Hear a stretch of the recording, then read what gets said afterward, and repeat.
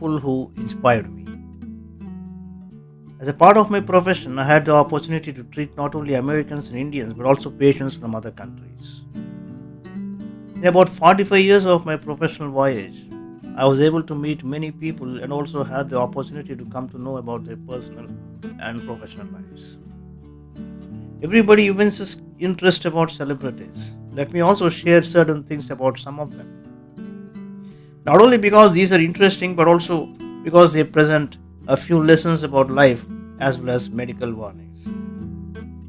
These patient stories might be but a few passages in my autobiography, but they cover diverse talents of many of field and their triumph against cancer. From India, Nargis Dutt, the heroine of the Hindi film world with a film like Mother India to her credit, was well known not only to the Hindi audience but also across the country and abroad with a huge fan following. She ruled the Hindi film world for more than 30 years. Almost all the films in which she acted with Raj Kapoor were big hits. When the Best Actress Award was introduced at the national level, she was the first recipient. She married Sunil Dutt, who braved his life to save her from a fire accident that occurred during the filming of Mother India. They have a son, Sanjay Dutt, and two daughters, Namrata and Priya. It was an idyllic life until then. In 1979, during the proceedings of the Upper House of Parliament, of which she was a member, she suddenly fell sick. He was taken from Delhi to Mumbai to admit her to Breach Candy Hospital there. Observing minor symptoms like itching around the stomach, doctors initially felt that she had jaundice, but in the final diagnosis, it was to be pancreatic cancer. At that stage, she was brought to Memorial Sloan Kettering Cancer Center. She was cured of cancer after surgery and radiation. She returned to Mumbai, but she had become very weak. On 1981 May 1, she was again admitted to the hospital. Contrary to the prevalent belief, her cancer had not reoccurred. She had a urinary tract duct infection and consequently went to a coma and died after 2 days. She was hardly 51. In her memory, her husband Sunil Dutt founded Nargis Dutt Memorial Cancer Foundation. On his behalf, he would actively participate in the management of Tata Memorial Hospital. I really liked them. They were an ideal couple. I watched Sunil Dutt treating his wife like an angel. Nargis, in spite of her being a star, never used to put on any airs. She loved her family, especially her son, Sanjay Dutt. While she was in the hospital in New York, she recorded a message on how to behave as a good son and sent it to him. It is believed that the message worked on him and it was a turning point in his life. According to medical science, I often say listen to the body. Nargis Dutt's case vindicated how important this advice is. When symptoms surface, even in a minor way, immediate care should be taken. I had a colleague, Dr. Jatin B. Shah at MSK Center in New York. He's an expert in head and neck surgery. He completed his medicine degree at Baroda Medical College, Vadodara, Gujarat.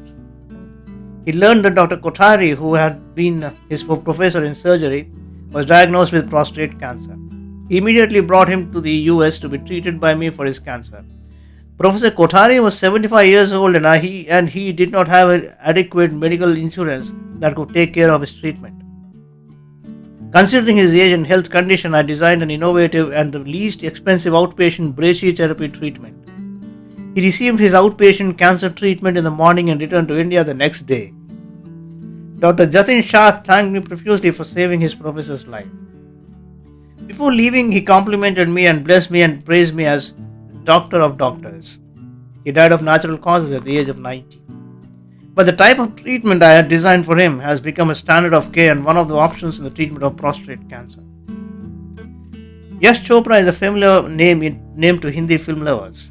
His films normally consist of the predominance of women characters, high voltage human emotions, the lifestyle of the wealthy, good music, and mostly picturesque locales of Switzerland.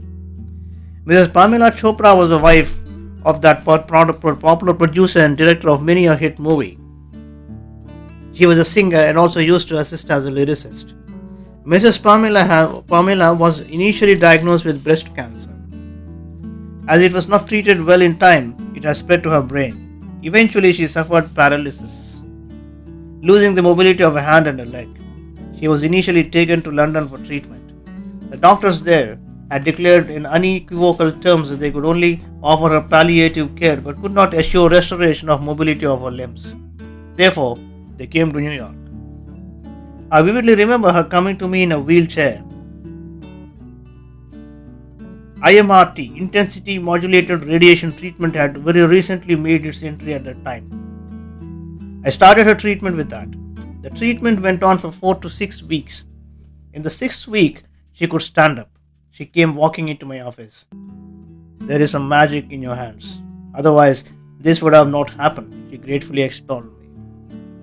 Her husband, Mr. Yash Chopra, placed a few bundles of $100 bills on my table. Whatever, how much soever you will pay you, we can't repay your debt. Please accept this and oblige, he pleaded. I politely refused. I said to him, I am a full-time doctor here. My hospital adequately compensates me for my duties here. You need not pay anything additionally. Your affection is worth several millions for me.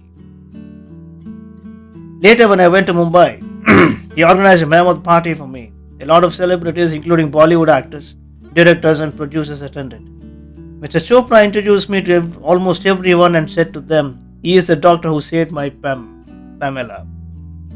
I can never forget that evening at the party. Later, he personally took me around and showed me a separate office he had constructed for Yash Raj Films and also a big studio.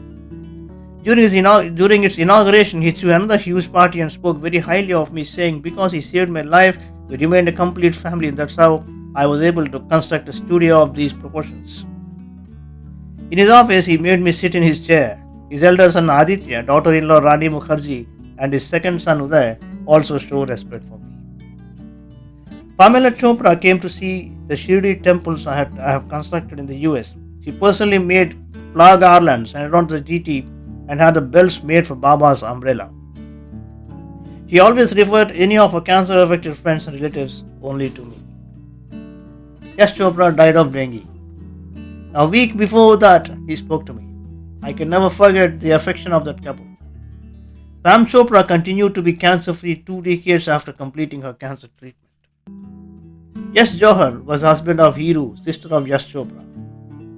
He was also a big producer from Bollywood. Dharma Productions, which produced many a hit film, was founded solely by him. Karan Johar is the son of Hiru and Yash Johar. They were making a movie, Kal Ho Na, with Rani Mukherjee and Shah Rukh Khan. During his shooting in the New York City, Mr. Yash Johar suddenly fell ill and just confirmed that he suffered esophageal cancer.